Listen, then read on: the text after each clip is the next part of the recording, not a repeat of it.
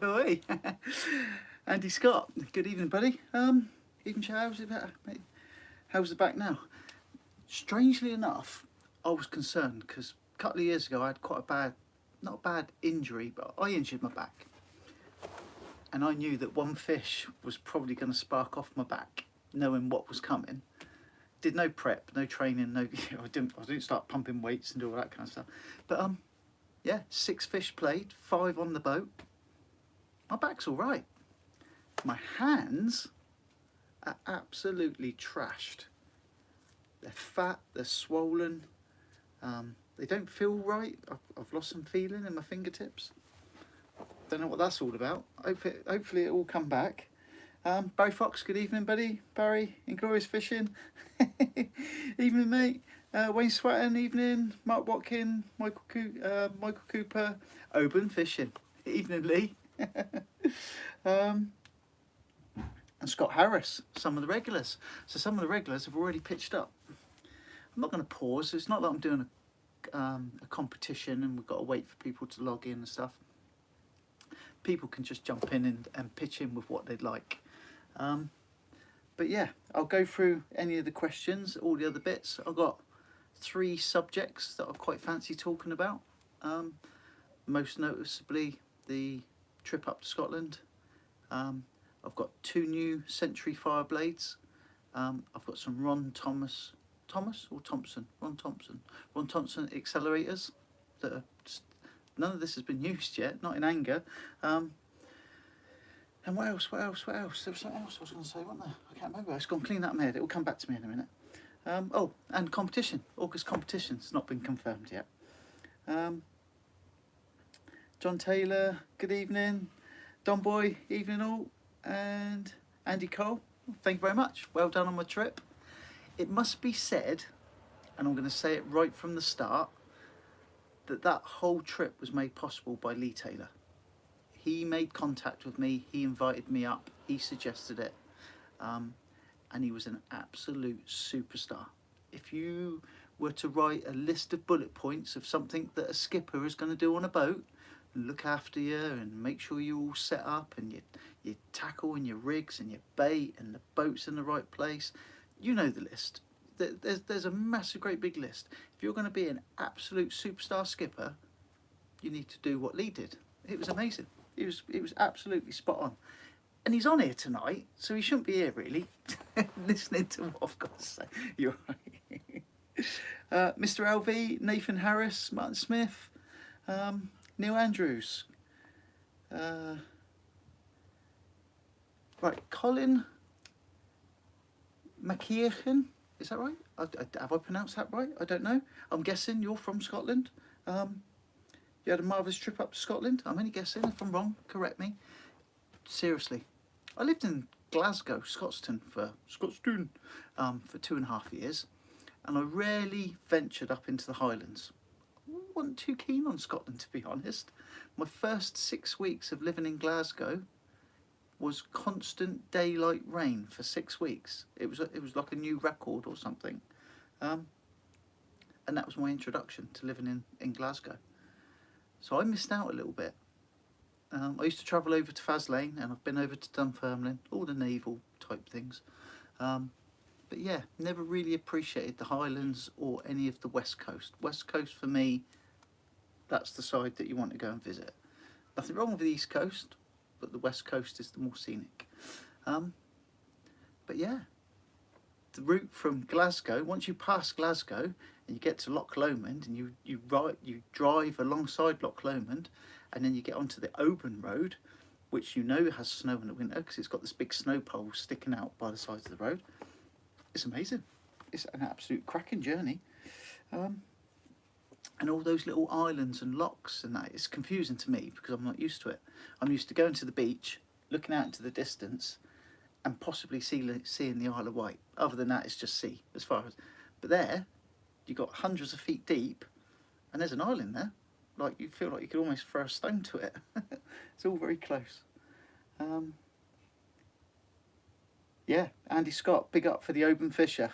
Lee Taylor for skippering such a good trip. It was a stunner. And that's not unusual. It wasn't like that that was like a one-off, a 1 in a million. That's the standard. That is, he sets the goalpost really high. That is your standard trip. If there's a group of you, he works extra hard to look after all of you. It was just that I was very lucky to be there on my own. Okay, so Michael Cooper's asking, have I ever fished Westwood Hoe, North Devon for smooth hounds? No, I haven't. I've got a massive list of things. I don't know, when you start doing a channel like this and you start to like chip away at the edges and you think, shall I do this, shall I do that? Every film I do unlocks doors to 3, 4, 5 other possibilities. I haven't explored all the possibilities with the SIB yet. I haven't shown you all of my local marks. I haven't shown you all of the significant marks near where I live. And then we've still got to fully explore places like Bristol Channel, North and South Wales.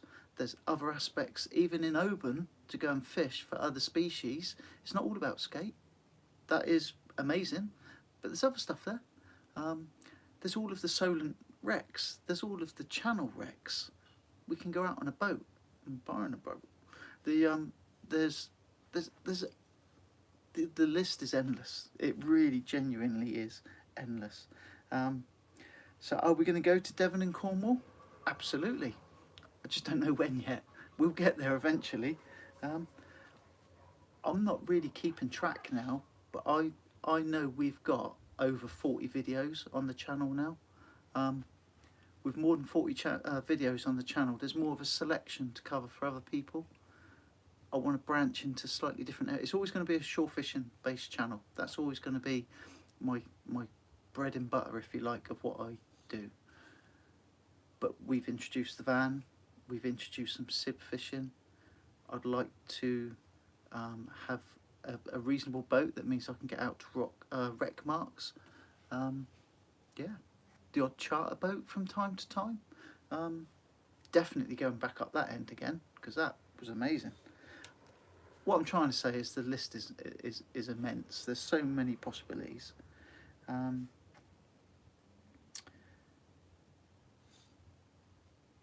The blackmouth dogfish. I was blown away by the blackmouth dogfish.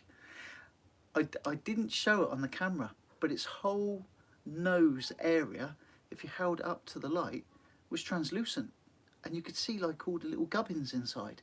It had proper artillery teeth, a black mouth, and its skin, even though it says it's a dogfish, it was like tissue paper. It was like very smooth and it was soft. The whole thing was very soft. I was trying to hold it very carefully actually, because I was scared I might, do it some damage. But one of those, like the one I held, is a perfect bite-size morsel for a skate. So I'm pretty sure the skate eat them. And the eyes were amazing. But it was, yeah. I'd never heard of them before, and that's why I had to ask Lee for confirmation. I looked away from camera and was asking it, because I've never seen anything like that before. That was a proper creature of the deep. We were fishing, first off 550 feet, and in the afternoon 450-ish feet. I don't normally fish that deep either. Will Bailey fishing. Hi all, a nice t-shirt with his flippy floppy right, I'm wearing everything. All my clothing. I haven't got the ones with the graphic on yet. To see if I can trash them. To see if they're like the hoodie where it goes all bobbly, the shirts and the t-shirts. I've been sweating in this evening. It's not a pretty sight. It's pretty warm here, to be honest. It's absolutely scorching. To see if I can trash them, to see if this stuff comes off. In fact, I'm actually quite chuffed with this white print. I'm definitely having some t-shirts from this company because it isn't going to peel off. You know when you had a t-shirt before and it starts peeling, it's just knackered. No, that's like embedded in the t-shirt. It's really good. But yeah, t-shirts. Wayne Swatton, never heard of the blackmouth dogfish either. It's a deep water species, I suppose. I'm no expert. It's the first one I've ever caught. Caught it by accident. under Lee's guidance, and he told me what it was. I've never seen one before. Rover 123, did I give the Ron Thompson rods a bash, and what do you think? didn't get a chance. Drove up early hours Wednesday. It was a 10-11 hour drive up. We got there, we prepped some boat gear. I can't even remember what we did now. I had some tea. I had an early night basically. I was knackered.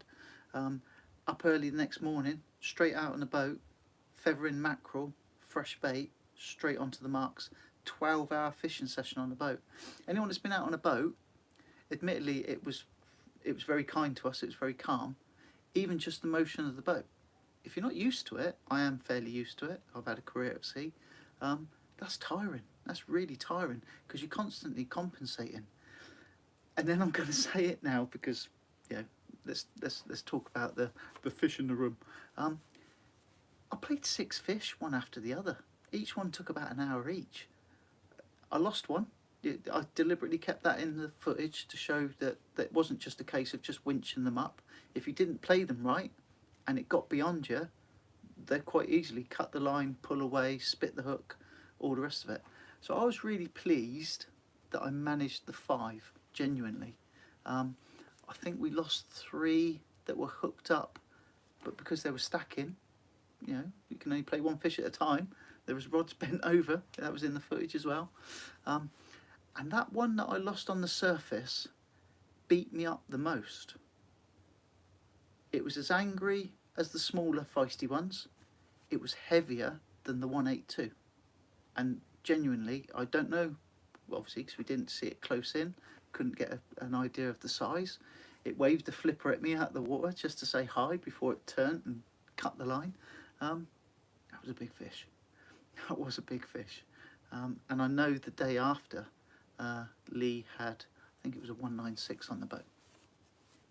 So 200 is a distinct possibility. 200-pound fish in the UK.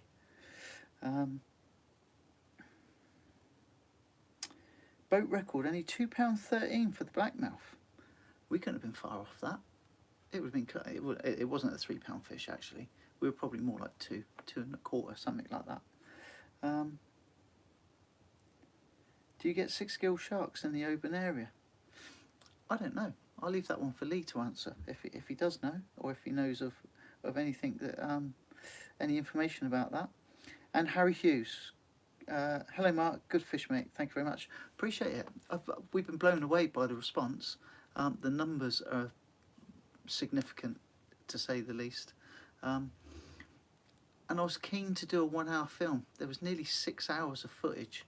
So all the scenes for each fish are massively edited down. There is 80-85% from each fish has been edited out. I had loads of travelling footage and boat footage, but I was keen to keep it at the hour. I could have probably split it into 2 1-hours and had a 2-part, but I wanted to keep it as a single project. And funnily enough, even though on the computer when I edited it, it wasn't quite an hour, when it uploaded, it was exactly an hour. I didn't understand that. There's some weird things go on when you upload and it compresses and changes things. Sounds, my hound video on my computer has got no sound issues at all. Uploaded, it's got sound issues. I don't understand that. You'll have to excuse me, but it is really, really hot. I'm up in the loft. What else have we got then? Right.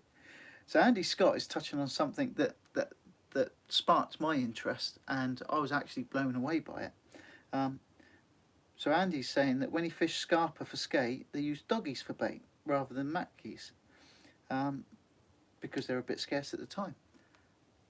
Lee was putting dogfish on, so the size of the bait. When you talk about a muppet, they're like the little rubbery, octopusy little muppet that you slide up your line, you bait your hook, your 6-0, 8-0, whatever you're going to do. You bait it up, and you slide the muppet down, and it's an attractor, isn't it? Well, on that one, and I didn't show them actually, and I missed a trick a little bit. Lee was baiting a whole octopus, putting it up the line, and then putting a mackerel on the hook, single barbless hook, 10-0 hook, and then sliding a whole octopus down as a muppet, as an attractor, or stuffing the whole mackerel into the gills of the octopus and hooking through both. Amazing thing, and I really should have videoed it, but I didn't, and I apologise for that. Excuse me. And I apologise for that. But seeing a whole octopus on a whole large mackerel on a 10-0 hook go over the side as your bait. And here's me elasticing little bits of stuff up in the Solent, you know. Oh, I've got some sand eel and I'm elasticating some squid onto it, maybe a ragworm, and they're just sticking. Throw it over, lad, it'll be okay. Get it in the water. Again, it's amazing stuff. Don Boy says he's caught a blackmouth doggy in Norway. Norway. At the same time, we've got a 20 foot of water from the shore. Okay, so yeah, but they do look like a deep water species. They're soft and squidgy and they've got big eyes. I don't know if that means you're swimming deep, but that's what they're like. Colin says southwest Scotland, possibility of 6 gill sharks, toothy critters. That'd be interesting. So when I'm being asked, you know, what are your plans? What are you doing next? It is seasonal. It's equipment. It's time, money, all the things that constrain us all. I do this as a hobby. But yeah, we haven't been shark fishing. We haven't been tope fishing yet. Tope's high on my list of wanna do's. Rock fishing, Wales, Bristol Channel. I've got to go back to the Bristol Channel. It's an amazing place. Cornwall, Devon, Essex, Kent, Norwich, big bass, school bass. The list is endless. It's absolutely endless. Barry Corbett, not had time to watch it yet, but knew you'd get a big skate. By lunchtime, we were starting to get a little bit twitchy. And Lee made a very ballsy call. Where we were fishing was supposed to be, when you thought it through, the place to be.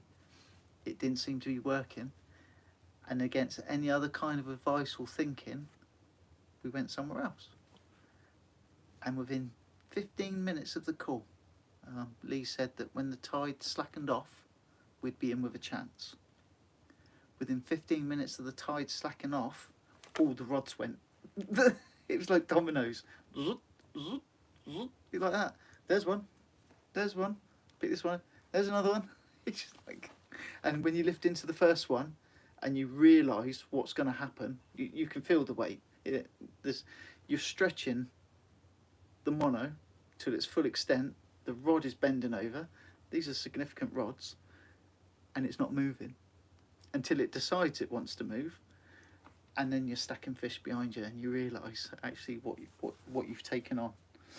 It's an experience. It's an amazing experience. John Taylor says you used to use spur dog as bait for skate when other baits were scarce.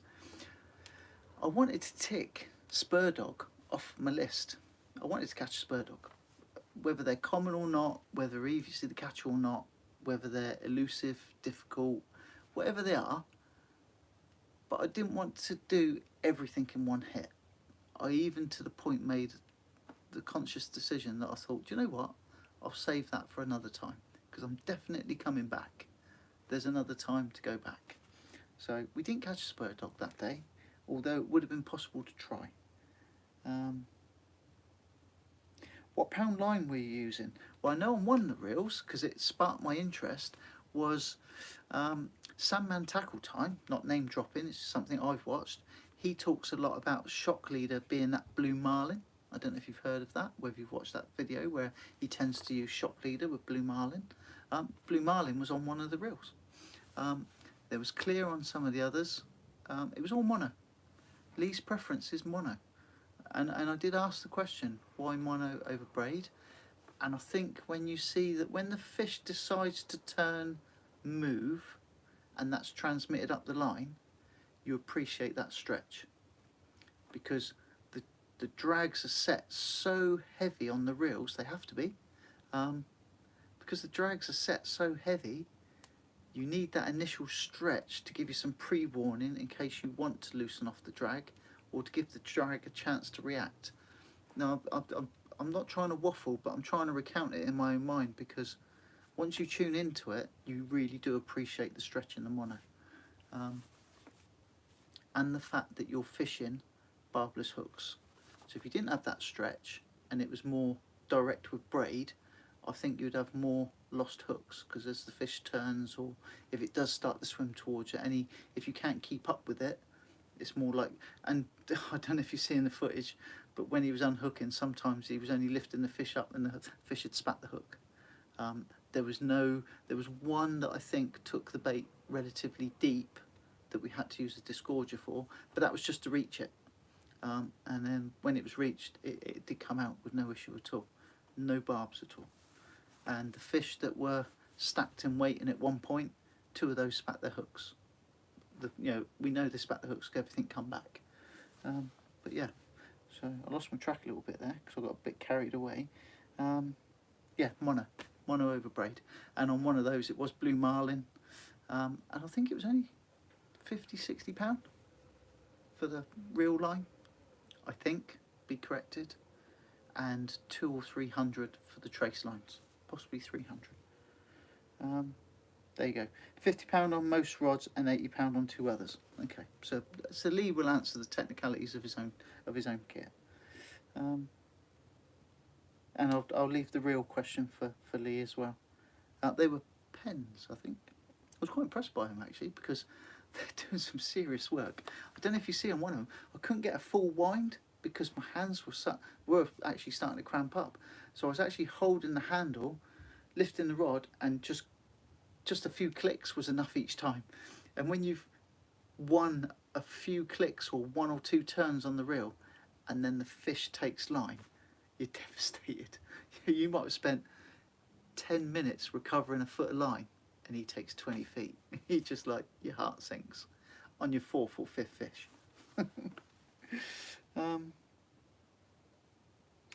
James Cracker, evening mate. So when are you off shark fishing? So shark fishing, South Coast, Cornwall, taupe. I genuinely think we might target taupe next. Got a few ideas of venues. I've got the Ron Thompson accelerators, and I'm going to buy, if I can afford them, because it's all cost and relative. I was looking to invest in a pair of Penn spin fishers, live liners, the ones with the line drag setting, 4 drag settings at the back, for things like bullhuss, conger, taupe, and shore caught skate up in Oban. We're looking to revisit Oban, but from the shore as well, because that's a totally different experience, and I've got a taste for it. So yeah, so for shark fishing locally to us, the next possible one is taupe. I'm seriously looking and saving for a boat, but I need a significant enough boat to do what I want to do, so I'm not going to go in too many stages. I'm going to jump in with both feet, and I've got a very specific boat in mind that I'd like to buy. And then I'd like to relearn all the Solent marks that I used to fish when I was younger in a boat. So I used to go out in a boat when I was younger. I'd like to get in amongst that. Relearn all of the Solent marks, find all my own marks, look at the dive charts, look at the wreck charts, study the area, and just spend time out there, really, just learning the patch again. So in answer to your question, shark fishing is probably going to be taupe. Something as significant as like blue shark, possibly not until next year. That's the reality of it, and that's because we've got so much else to fit in.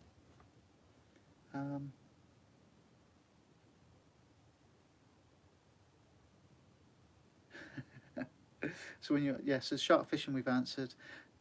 Colin is Loch Etive. Get spur dogs from the shore. As the line sings, you know it's time to give them some line. I did notice watching back when I was editing, there was quite a few right, so my technique, Rusty, I know that if you're critical, you can see that some of my rod technique in that film isn't spot on. So you shouldn't go past 45 degrees, and obviously you put tension in and you wind down, you pause and you pump again, you wind down.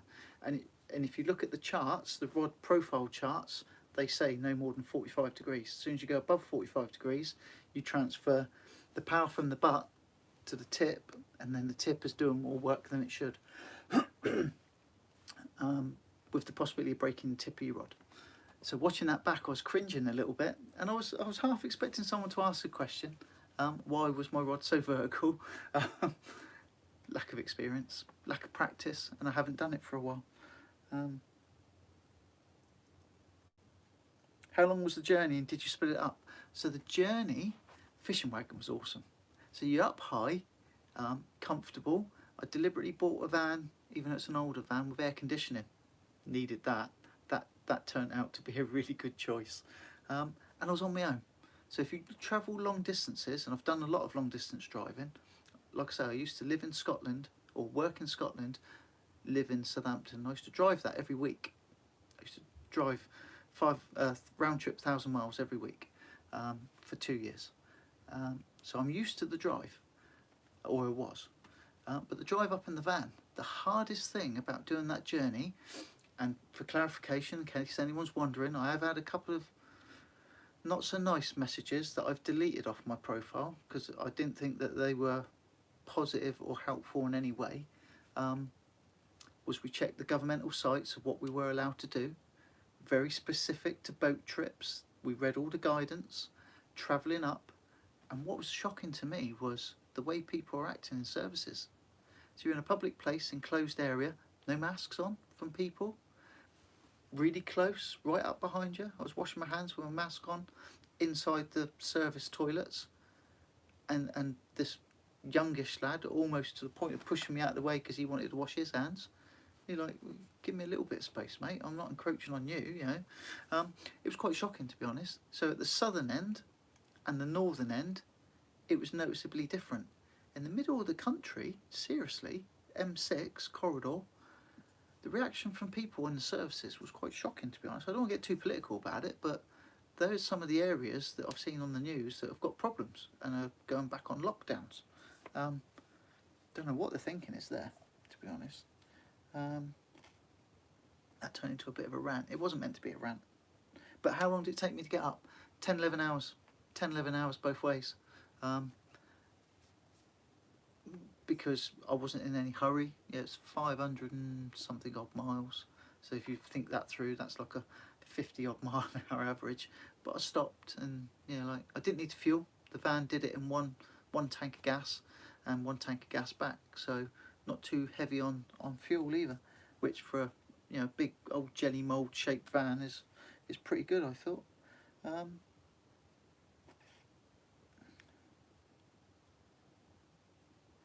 What do I think about a Shimano Seragoose to 20,000 over a Surf Blaster? I've got Surf Blasters and I've used them for light to medium fishing from the beach. I've not used them in any other circumstance, so I wouldn't like to say, to be honest. I will only give you my opinion if I've got an opinion to give. I know for me, the Surf Blasters, for the money, I think personally are a very good beach reel for the money. And they're very robust, so they're very forgiving if they're going to get either some abuse or for people starting out, because you're going to make mistakes and you may not be as quite finesse with your usage and all that kind of stuff. Or if you're just going to use them through the winter and give them a lot of welly all the time. I've got high praises for them, but I realise there's a price bracket and everything's price relative, isn't it? So Surf Blasters I personally like, although I'm coming to the end of my time with them. I'm going to let mine go. They're going to be replaced with spin fishers, and then I'll do a whole period of using those and give my thoughts, give an informed thought. But I would quite happily buy Surf Blasters again. If I was going to buy a beach rod and go beach fishing, my instant reaction would be to go and get a Surf Blaster. But that's my own personal view. I have got Shimano Beast Masters, a smaller size, capacity and loaded with mono, cracking reels as well. But the two aren't comparable. Different size, different finish, different robustness. For out and out, getting out there, casting as far as you can, giving it some welly, big baits, big hook, big weights, big baits, and winter abuse, Surf Blasters. I like them. Have I thought about, James Cracker, have I thought about the Isle of Skye for shore skate fishing? I haven't, buddy. At the moment, I don't want to see another skate, but we are going up in September. I don't want to think about one at the moment. I'm all skated out. Loki charters Penzance for shark. Great skipper. Caught shark this year with him. Pete, Devon. Yeah, so Devon and Cornwall. Got friends that live down in Truro. Got a base down there that we could probably springboard off of. And we've got the fishing wagon and we can go camping and all the other bits and pieces. Don't think I'm going to fit shark fishing in this year, other than maybe targeting Tope locally. There's just not enough days in the week. Next time you go, try the seafood restaurant on the harbour side. It is beautiful, from Stephen Forster. I had fish and chips. And they were cracking.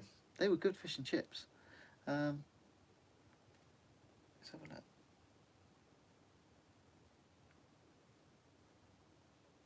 Okay, so James Cracker, I'll look into that. There's something very specific. I'm not going to read it all out, but James has given me some information that there's something I can research there.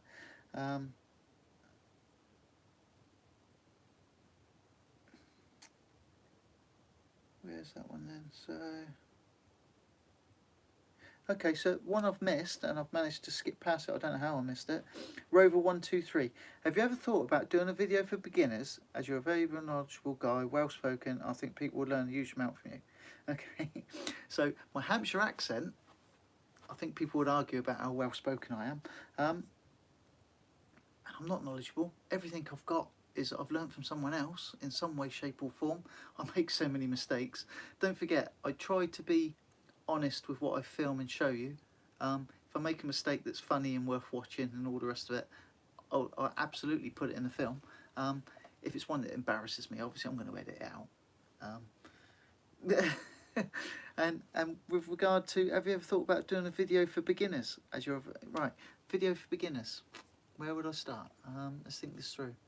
So there's a few out there. There's a few out there that have done some very good from initial starting through. What I would like to do, and you'll probably understand as soon as I start explaining this, the meet and greet was always to try and encourage people.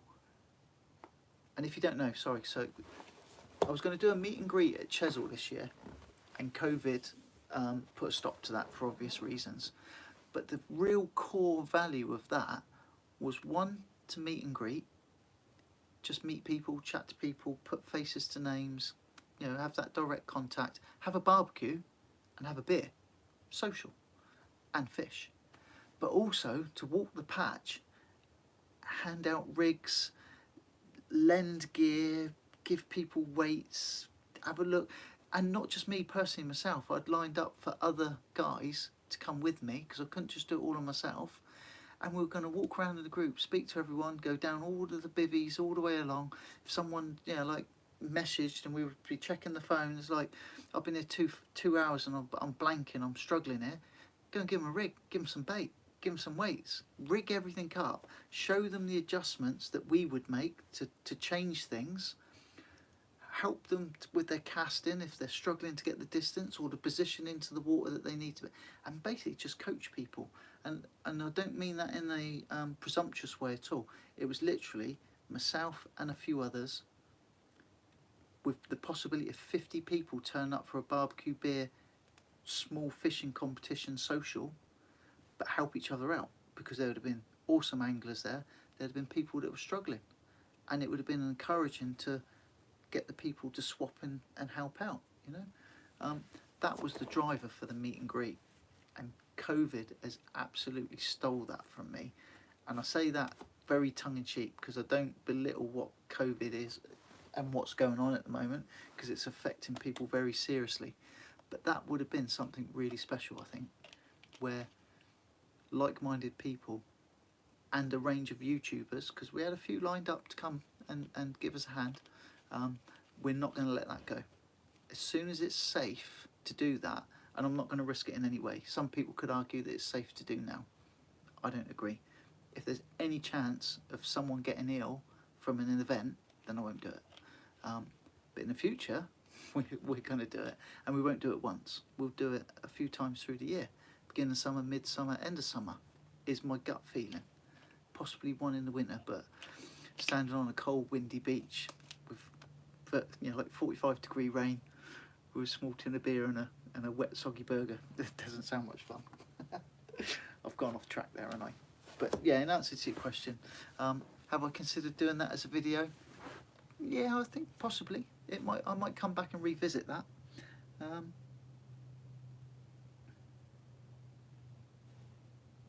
Right, so the only reason why I haven't put details of Lee and his organisation, if you like, is because he's having his social media sorted out, and I think he's going to do something with his phone numbers as well.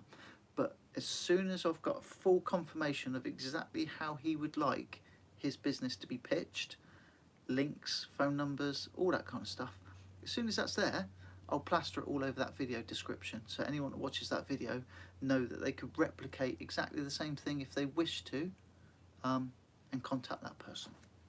But you're more than welcome to search the guy out. But yeah, you won't be disappointed.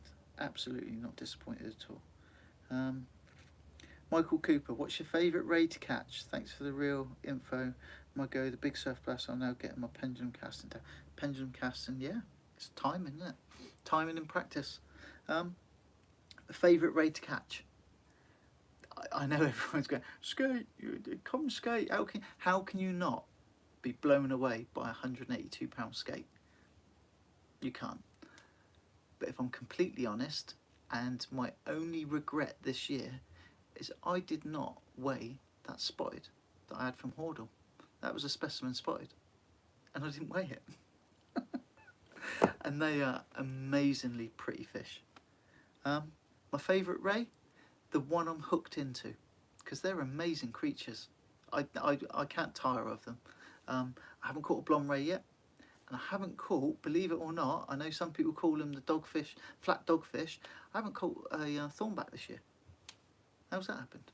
I need to target. Later in the autumn, I'm going to target thornbacks. I'd like a double figure thornback. Am I going to be able to target a blonde this year? I don't know. It'd be really interesting, because actually, I was just trying to think a bit.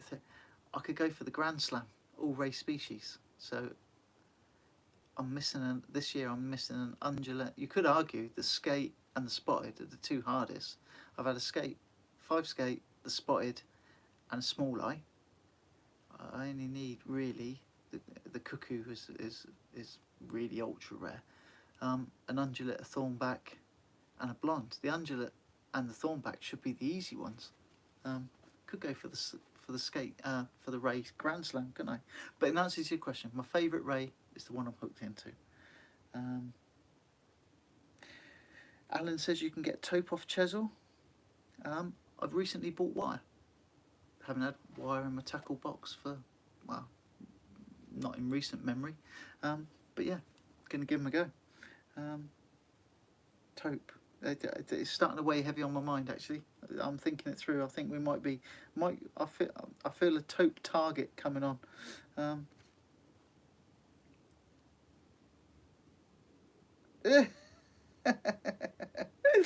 At 21:32, burning mandala.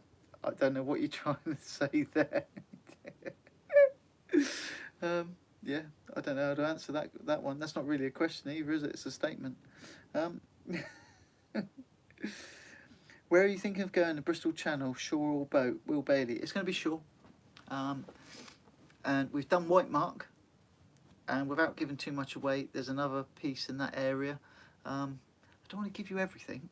I don't want to tell you everything, because sometimes it's nice to see the film come up and, oh look, or you see it come out and you go, oh yeah, he told us all about that.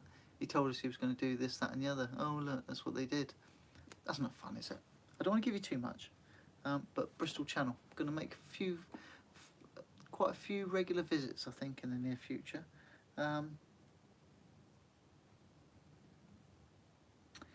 Match fishing. Right, so Colin's talking about fish the EOBC next year. Not sure if you've done match fishing. I can't remember if I videoed it, actually. I did a local match to here.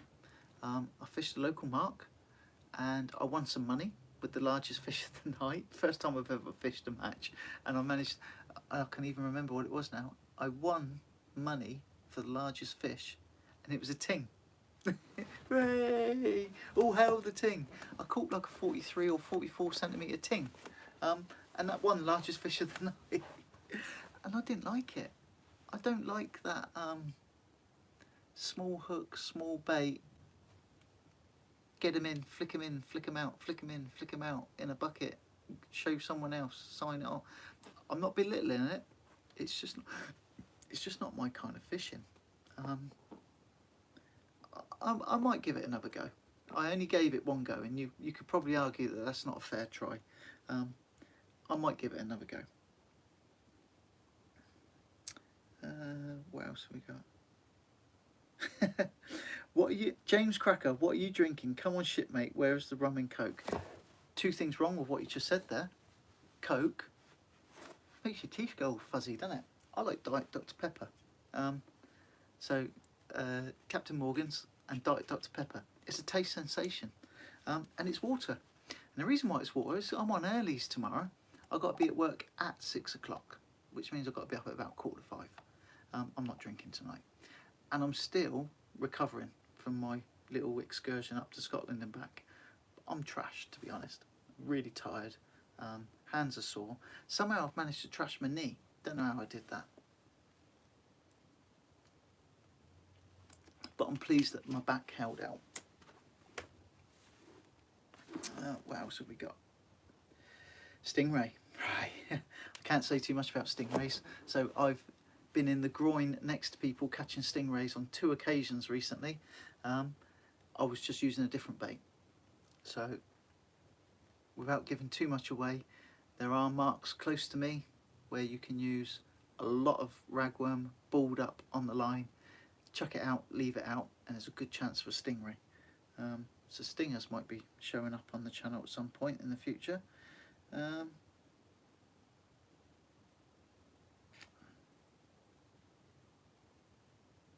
Barbecue and beer, Sir Michael Cooper, barbecue, beer, extra knowledge, fishing, little competition. Be starstruck. Some of you are coming out with it tonight, aren't you? Neil Andrews, stingray, definitely. I'd love to catch a stingray. Marcus Hitchcock, good evening, buddy. Oban Fisher, I detect a quick thorny trip in September. Well, if that's on the cards, buddy, I'm all for it, because I haven't caught one this year. I haven't targeted one, to be fair. Every time I've gone ray fishing, thornies like the mackerel, don't they? But the mackerel brings on the dogfish, which is probably why I haven't targeted them, if I'm completely honest. I've been besotted with spotted and small eye. I've fished for small eye on plenty of occasions now, and if you're fishing for spotted, for small eye, chances are in that same area with that same bait you might pick up a spotted. So yeah, I haven't really targeted them, but a September thorny trip would go down well. Ray Grand Slam, don't forget the stingray. Yeah, no, and I know there is an opportunity for a stingray. I know the mark, I know the bait.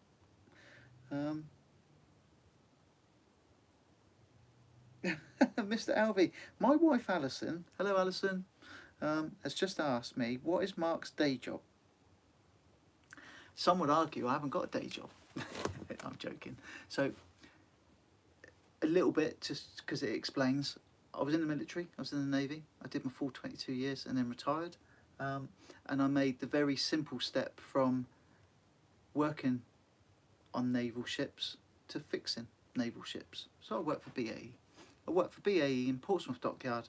I fix naval ships for the Navy, but I'm employed by BAE. That's what I do. So I'm a marine engineer by trade. I'm a commissioning engineer specifically. So that's my day job. I work on big ships. He's a pimp.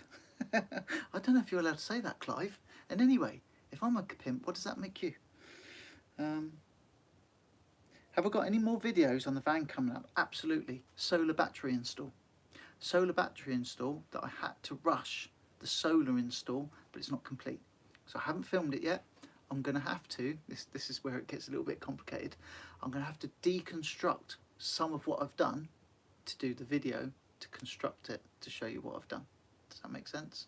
I had to throw it together for the Scotland trip to keep the fridge cold for my bait and my tinnies and my food and stuff, and my milk. But yeah, and also that little minor trial, those honking great big 2 deep cycle batteries were awesome, but 100 watts on the roof isn't enough. And I'm even thinking possibly 200 watts isn't enough. I might, if there's room there and I've still got to measure it again, I might buy another 2 100 watt panels. So 300 watts on the roof, 290 amp hour battery. Because things like the next trip where we shore fish up in Scotland, got to take a lot of bait. And if it spoils, the trip's ruined. So I've got to have good, reliable power source for a piece of kit that's very power hungry, which is the fridges. Or the freezer. I've actually got a freezer for the van.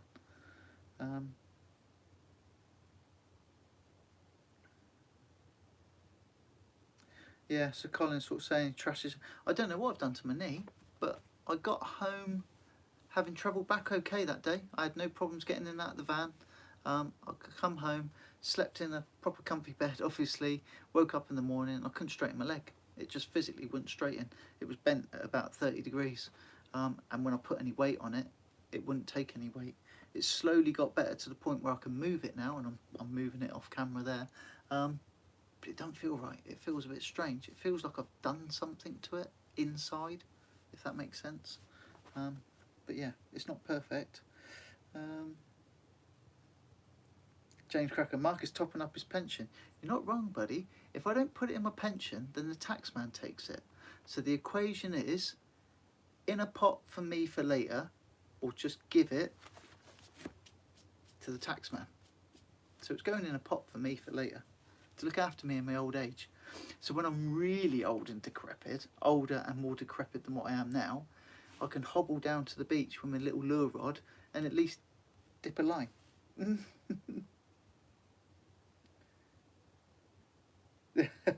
And you obviously know us really well. At least someone BAE knows how to actually fix things. Nobody appreciates it though.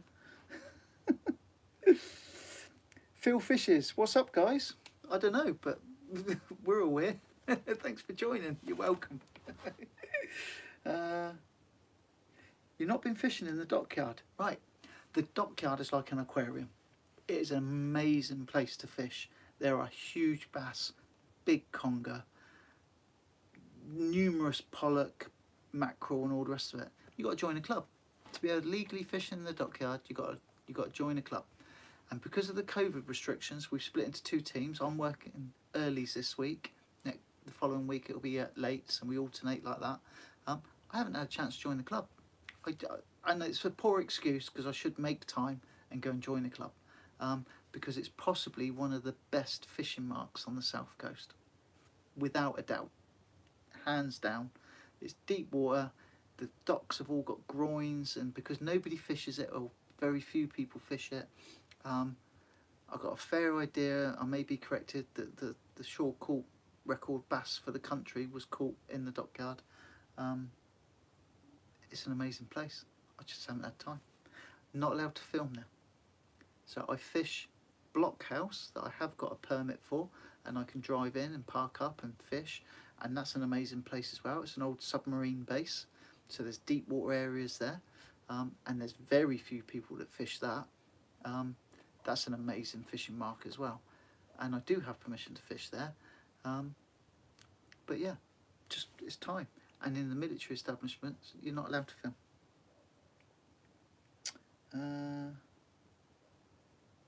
Chris Carew's done 31 years in the merchant, loved it. Travelled the world, seen the world, got paid to do it. And if you ask any of us mariners, oh, you've been to such and such, what did you... Well, I went to the bar there. I can tell you what the bar looks like, but I don't know. I've been to countries, I don't even know what they look like. Perch rock fishing. Good evening, buddy. Neil Andrews, fish locker. One line statement. I'm not sure what you're saying there, Neil. Are you going to, right, so Colin's saying, are you going to try fly fishing from the shore? I've got a lovely little 10-foot Orvis rod and a dragonfly concept reel in the garage in my man cave. I'd have to put a different line on it, and I have been talking to someone that does, I think it's Langston Harbour. He goes out in chest waders, waist deep, and the shoals of fish swim through him, you know, like through his legs and round him, and he fly fishes for school bass and other bits and pieces. I'd like to try it. The problem I have with that is not that I do or don't want to try it. My instant thought is, how am I going to film it? A lot of the stuff that I'd like to do, or indeed do, that you don't see, is because I can't film it. It's difficult, because there's no one to camera. It's me filming myself. So you set the camera up static and you point this way and you do something, and then you have to move it. I don't know if you noticed on the skate fishing video, I could actually move it whilst I was fighting the fish. I could take a pause, move the tripod to a slightly different position and get a different angle. Makes it more interesting to watch. But when you're shore fishing, there's so much going on in your mind, and you're usually walking down to a beach away from your camera. You're not really taking, and things like chest mounts and head mounts, and you're fishing at night, and the biggest problem is not the camera, it's the light source. So fly fishing from the shore, yeah, as well as more lure fishing. I think I've not really given lure fishing a fair crack of the whip at the channel, but because I'm struggling with filming it. It's not that I don't do it, I do it, it's like I'm struggling with filming it.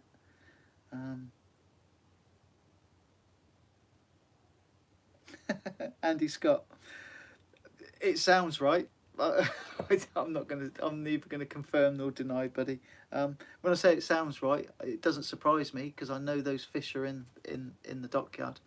Recently, I was walking past my office to a meeting, and in the MOD police have got their ribs on these special sliding dock things, and there was a little patch of water, like a semicircular patch of water, and there was a honking, I wasn't going to swear, honest, there was a honking great ray just nosing its nose out of the water. I don't know what it was doing, but the life preserver buoys you get, which obviously you can fit a person in the middle and then the life, there was one of those hung up, and the ray was bigger than the life preserver buoy, and he was, I don't know why he was doing it, he was just vertical in the water, just sticking his nose up out of the water, in the dockyard.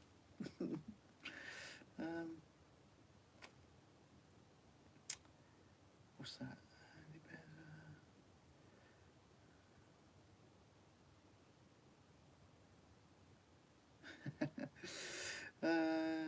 Use a head cam to film. It's something I haven't tried.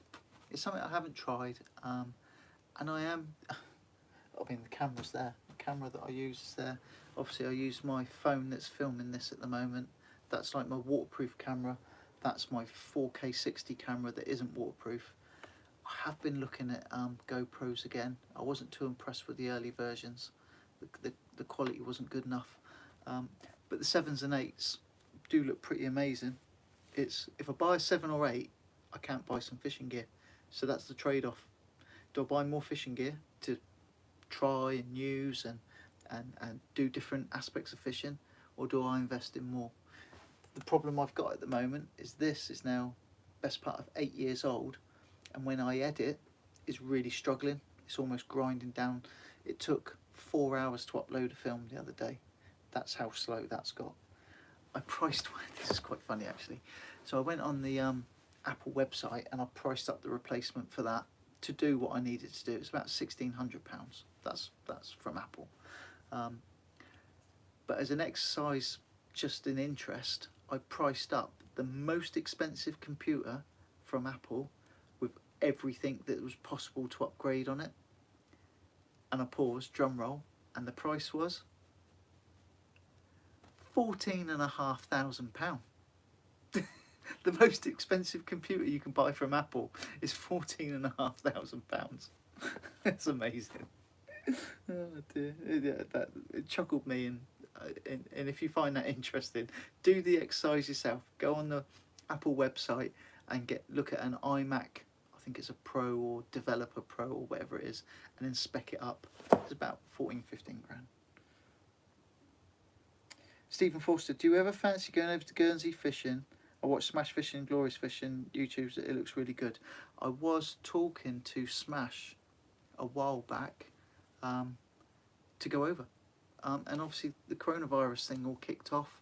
I was looking at flight costs because I live right next to Southampton Airport. Southampton Airport's only a couple of miles away. I've been to Jersey and Guernsey many times before when I was on one of my ships. It used to stop in on a regular basis.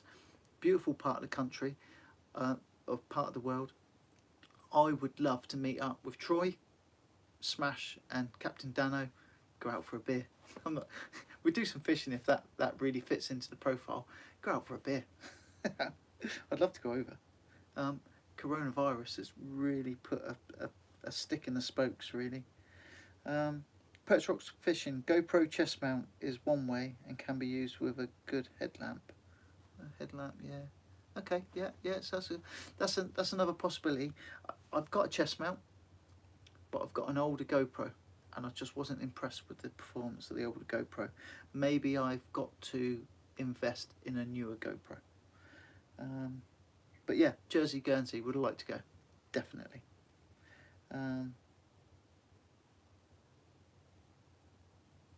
So Andy used to fly fish for bass around what used to be Pound Scrapyard at Tipner. I used to shoot at Tipner, and around Stamshore, opposite Whale Island. I can imagine. I see where you're coming from. When we're talking about that kind of fishing, what I've actually got, and I might not pronounce this right, is it Bombardier floats, which are castable weighted floats. So there's no other weight. That is the weight that you cast. And I've got some tiny, small, white, sidewinder style lures, little tiny ones. They're about 1.5 inches. You can't see my fingers. About 1.5 inches, 2 inches long. A lot smaller than what you normally use. So you cast it with the float suspends it 3 foot from the surface, but it can't be it's got to be early morning, late evening, because this is I find this quite funny as well. It was explained to me many years ago. Fish haven't got eyelids, so they don't like looking at the sun. You try looking up at the sun and keeping your eyes open. It's not nice. Fish don't like it either. Fish haven't got eyelids, don't like looking at the sun. So while bass fishing with lures, it's better early morning, late evening, even into the dark. They carry on feeding, that period of, when we say the witching hour, when the sun's gone down, there's still some light, the sky goes purpley blue, sometimes red and orange. That is the time, because then all of a sudden the sunlight isn't in their face, and the bait fish and the smaller stuff is easier to pounce on. And I've got a fair idea that other than swimming into shoals and thrashing around, if you've ever had a bass bite, they tend to knock your bait before they take the bait. They're using that low light to look upwards, and that's why suspended up. That's my viewpoint. I want to do some of that fishing, and then that would lead on to possibly a fly fishing.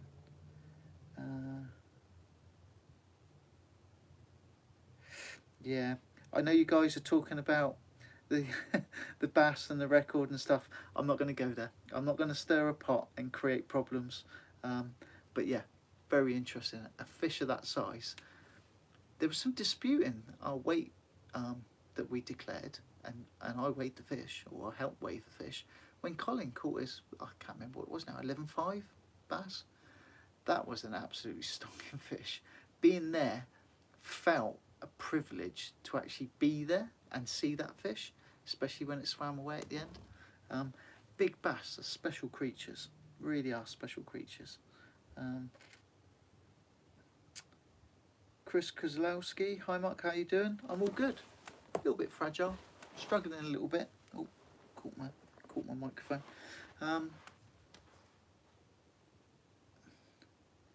Fishing gear any day. Yeah, fishing gear rather than cameras. Because if you're not fishing, what's the point in having the camera? What's that? 14,000 boat or computer. 14,000 boat or computer. Right, so just because it's conversation. I would really like, and I've looked at and I've pondered and I've looked at what other people have got and I've looked at all the reviews. I would really like a 175, a Warrior 175 export, very specifically the export. So that really narrows down the choices for me and the availability of boats. I'm willing to wait, and I might possibly change my mind. I am fickle. If something else comes up and is amazing, then by all means, I might for Pirate 21 or any of it.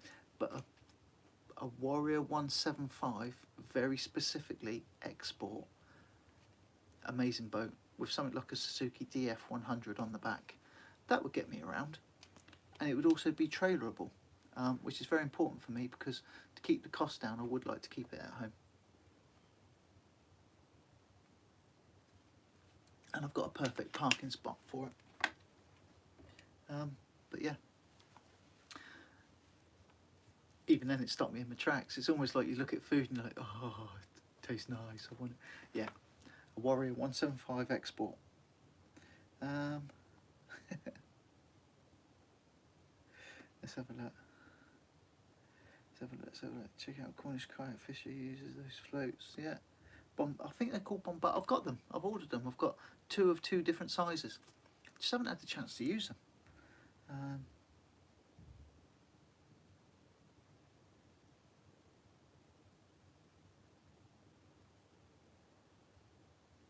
Barry Corbett. So if you were there to weigh it, were you poaching too? No, Colin caught his bass down at Southbourne Beach. Really unusual for that size bass from that mark. We were fishing for rays. We'd had other bits and pieces. I was originally fishing to start with for Place and Soul. That's what I was going to target, and that's the video where I was fishing light tackle and I got snapped off, and I actually had the bite on camera. You saw the bite on camera. If you haven't seen it, it's worth looking at actually. And then not that long after, Colin got hit. He got hit really hard, and he thought he was into a smooth hound. And even in the surf, it looked like a smooth hound. It wasn't until it come up the sand that we realised it was a really big bass, and it was a lean fish because it looked like it had spawned, so it had the possibility of a lot more weight as well. So it was a freshly spawned fish, hence more the reason for it to go back, because it was a breeding fish. But yeah, no, we weren't poaching. That was just genuine fishing, and we caught and released a sizable bass. If I were limited to one rig from the shore, what would it be? I can hear Clive in the background screaming it then, up and over, use an up and over, you don't need anything else, just fish with an up and over rig. A really nice, fine-tuned, set for the conditions, up and over rig. If I was to use one rig only, you could argue that a pulley rig, and in my mind a pulley rig, is a simpler rig, because it's two lines, whereas an up and over is line down, line up, line down, 3 lines, in that series. So a pulley rig is a simpler rig, but an up and over rig covers all bases, It keeps the bait absolutely pinned to the bottom. There's very little that, if it doesn't feed on the bottom normally, that won't take from the bottom. Yeah, to me, I think if I was to choose one rig only, it would be an up and over rig from the modern style of fishing. And then if you turn around and said, what was the simplest no fuss rig? And I'm a fan of this, absolutely. Troy's fishing, paternoster. Weight, hook, paternoster. That's got to be the simplest way of fishing. Absolutely simplest way of fishing.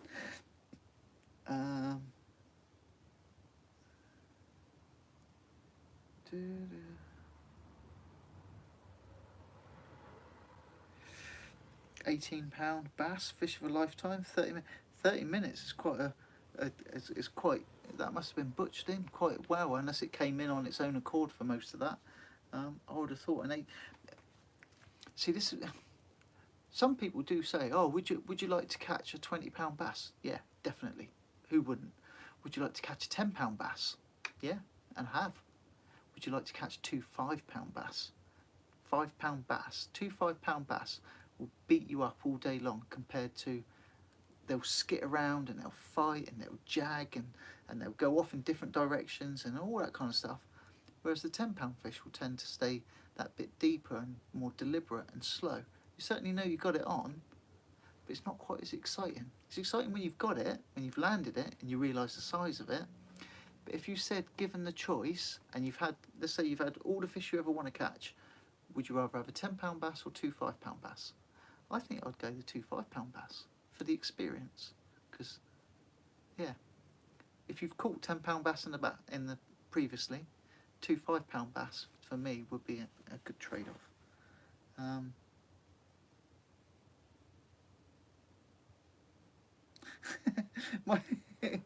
Some of the stuff you guys are coming out with tonight, it has cheered me up actually, because I'm feeling a bit tired, a bit jaded. Michael Cooper, Mark, I'll not be going fishing tomorrow. You've not told Leanne Green I'm allowed to go. Is Leanne Green watching the telly? Or the computer, or your tablet, or whatever it is you're on? You've got 30 seconds to go and find Leanne Green and ask her to come and have a chat. And we're going to have a chat. I'll come back to that in a minute. James Cracker, Wilson Flyer. Yeah, they're good boats. They are cracking boats, but they do bang and crash on passage there and back. Super stable, don't roll, which you walk to the side of the boat, you want that stable platform. But when you're steaming out, steaming back, they do crash and bang a lot. And the Solent, because it's tucked in behind the Isle of Wight, when the wind and the tide whisks up, it's quite a choppy sea. It's not a big rolling sea, it's quite a choppy sea. Yeah, I like a Wilson Flyer, don't get me wrong, but I think I'd like the modern V hull with chine. The chine stop the roll when you're stationary and you're off the plane, and the V hull's there for getting you up on the plane and giving you speed and the push through the waves. So where were we? Michael Cooper. Michael Cooper. Is Leanne Green in the room? Because Leanne, you need to pin your ears back and listen very carefully. I've given Michael permission to go fishing tomorrow, but I forgot to ask you. So I'm asking you now, in fact I'm pleading with you, can Michael go fishing tomorrow? Because I promised him he could. And if you could find it in your heart to allow him to go fishing, I'm sure we can be friends. And yeah, I'd appreciate it. So I think Michael should really go fishing tomorrow. How's that, buddy? Is she still there? Or is she gone? That was my best attempt.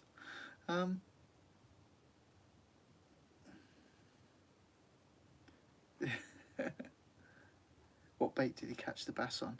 I can tell you, not that I know what he caught his fish on, but the killer bait in Portsmouth Harbour for a big bass is a fresh live joey mackerel or a big mackerel fillet, and where the tail section is that goes super tough, just put a 6/0 hook through that, no weight, free line, and just put that out into one of those eddy currents or down the side of the docks.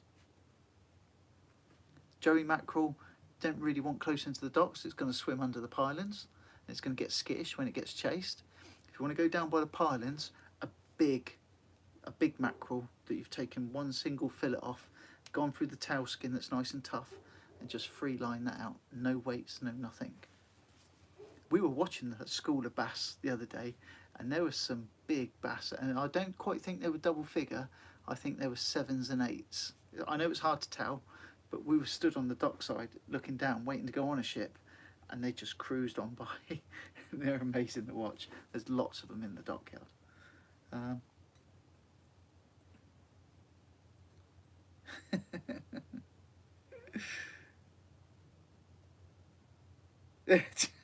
Michael Cooper, if that's worked, you owe me, buddy. That's one that goes in the book. Between fishermen, you owe me. Right, so Phil Fishers, I've been catching bass on big rag bait.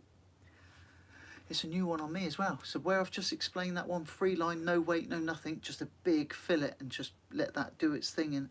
And a big, and this is for the River Hamble, a big balled up mass of ragworm. More specifically when the ragworm are migrating. So if you ever see that cloud They move en masse, and I don't know why they do it. It's sort of like a phenomena of ragworm and why they choose to do it and when they choose to do it. But every now and then they move en masse. Must be safety in numbers or something. And if you fish a bare hook with bald ragworm, we're talking 6 to 8 ragworm, decent size, not maddies, decent size. So it's just a big tangled, like spider's leg of hook. They go mad for that. They go absolutely mad for that. It's a very unpredictable way of fishing, very hard to film. And live lining or free lining for big bass is very hard to film as well. That's made me chuckle. That Michael Cooper, I hope you can go fishing tomorrow. Let us know how you get on. Right guys, I probably didn't cover what I wanted to cover. I'm going to put a poll, right? I'll put a quick poll in this set of comments. Any of you that want to comment, just put one idea of a prize for the August giveaway. I think I've got what I think is going to be a significant prize that you'd like to win in the giveaway. But can you just, in this comments for this video, can you just put one item or one idea of a prize? I'll pick out my 3 favourites, I'll put them in a poll, you can all vote. Basically vote for what you'd like the chance of winning.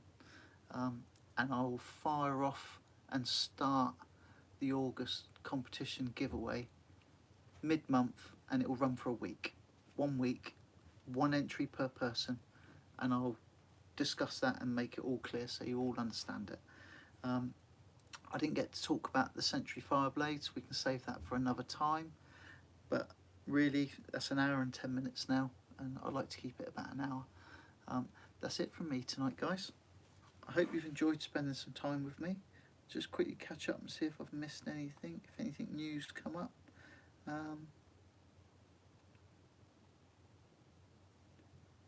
By all means, carry on with your comments. I'll quite happily answer questions and stuff in the comments section for the chat. Decent head talk, yeah, okay. It's good ideas coming in. Quality filling knife, yeah. So if you carry on with your ideas for what you'd like for the August giveaway, it's going to be up to about the £75 mark. I'll quite happily go slightly over if it's something significant and it's worthwhile, but that's the target.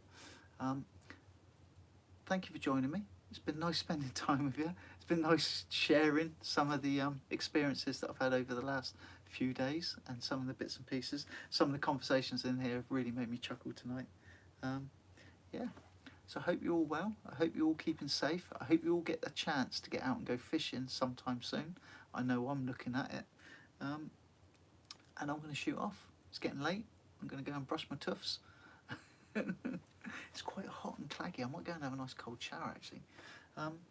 Yeah, thank you for joining me. I look forward to seeing you sometime soon. And from me, for now, goodbye, tight lines, happy fishing. I'll meet up with you again sometime soon.